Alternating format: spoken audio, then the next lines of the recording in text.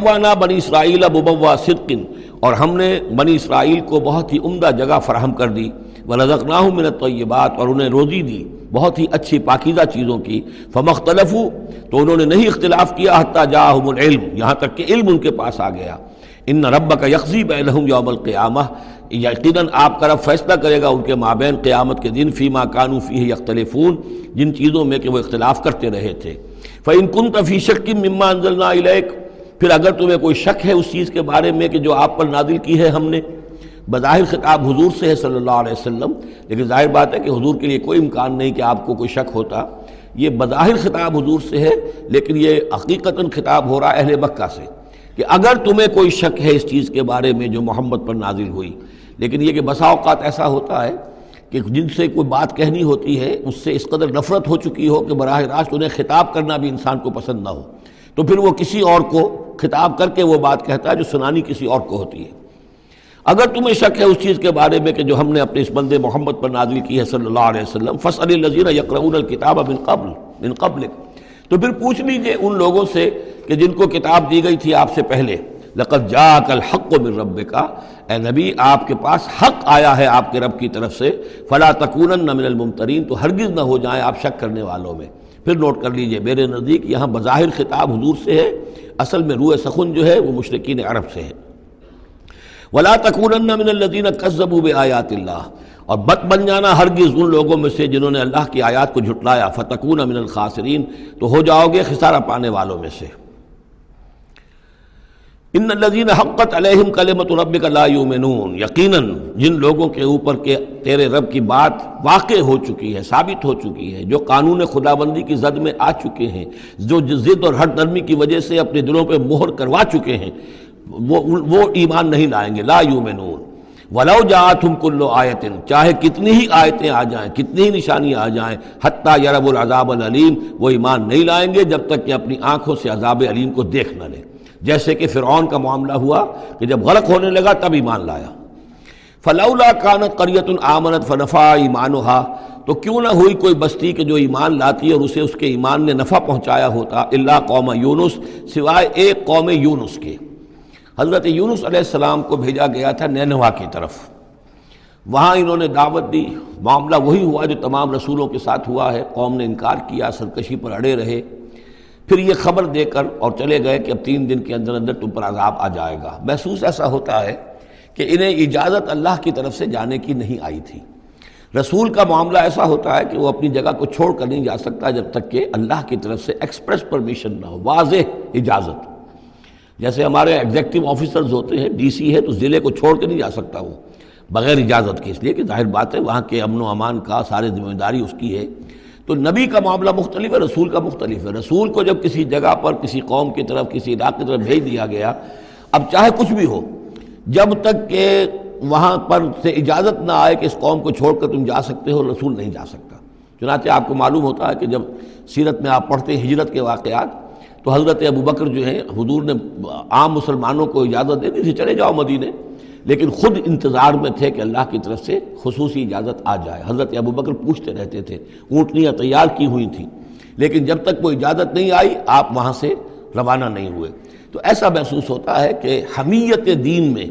کچھ بہت زیادہ جوش آیا حضرت یونس علیہ السلام کے۔ بہرحال حمیت دینی اور اللہ کی غیرت جو ہے وہ اچھی شے ہے، لیکن وہ جوش کے اندر بس صرف یہ ان سے نظر انداز ہو گیا معاملہ کہ اپنی اللہ تعالیٰ کی طرف سے واضح اجازت آئے بغیر اپنی قوم کو چھوڑ کر چلے گئے۔ اس کا نتیجہ یہ نکلا کہ جب عذاب کے آثار شروع ہوئے اور قوم نے دیکھا کہ جو بات کہی تھی یونس نے وہ تو صحیح نکل رہی ہے،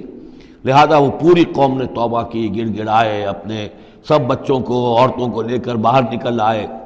مال مویشی سامان لے کر گڑ گڑا کر اللہ سے توبہ کی، تو اللہ نے ان کی توبہ کو قبول کر لیا۔ حالانکہ عذاب کے آثار شروع ہونے کے بعد توبہ قبول نہیں ہوتی، لیکن ایک استثناء ہے، چونکہ جو رسول بھیجے گئے تھے ان رسول کی طرف سے ذرا جلدی ہو گئی اور اجازت کے بغیر وہ اپنی قوم کو چھوڑ کر چلے گئے، لہذا اس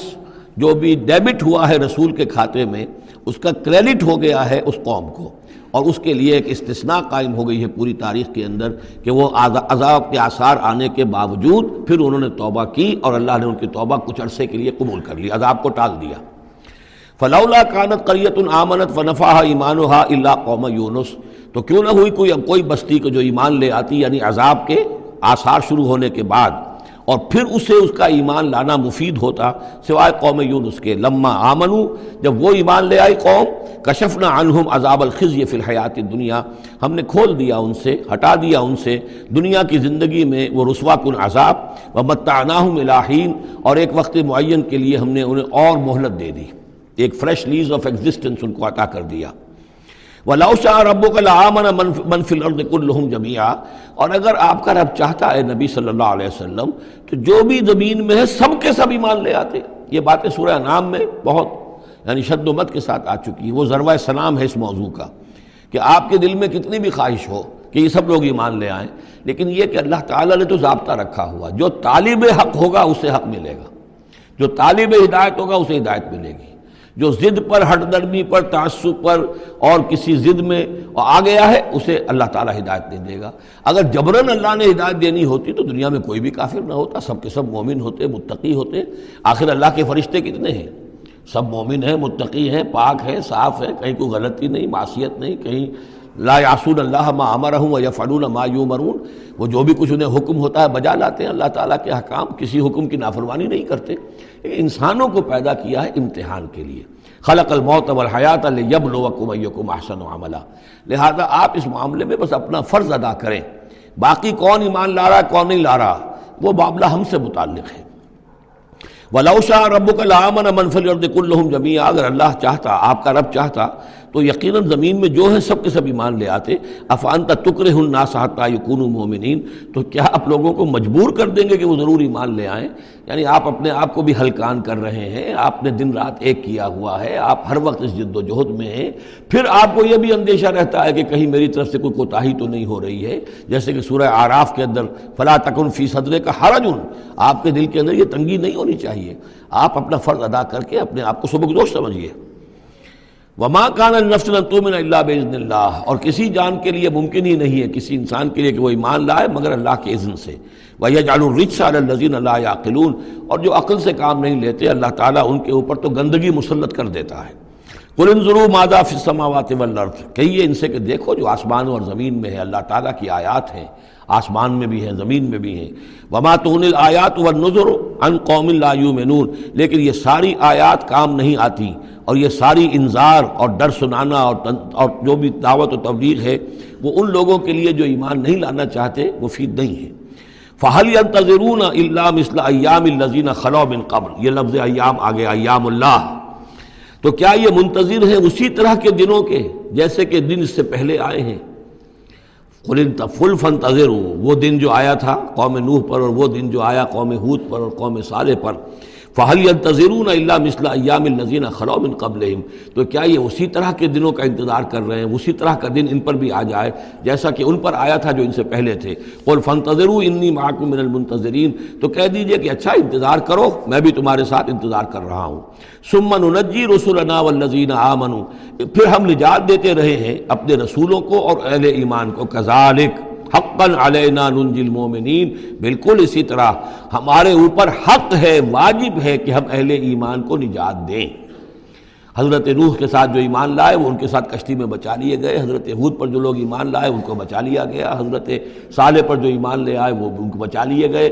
اور عمورہ اور صدوم کی بستیوں میں سے کوئی ایک بھی نہیں نکلا ایسا خوشبخت کہ جو وہاں سے اپنی نجات کا سامان حاصل کرتا، سوائے حضرت لوط اپنی دونوں بیٹیوں کو لے کر نکلے ہیں، ایک متنفس بھی نہیں تھا وہاں، ان کی اپنی بیوی بھی پیچھے رہ گئی ہے۔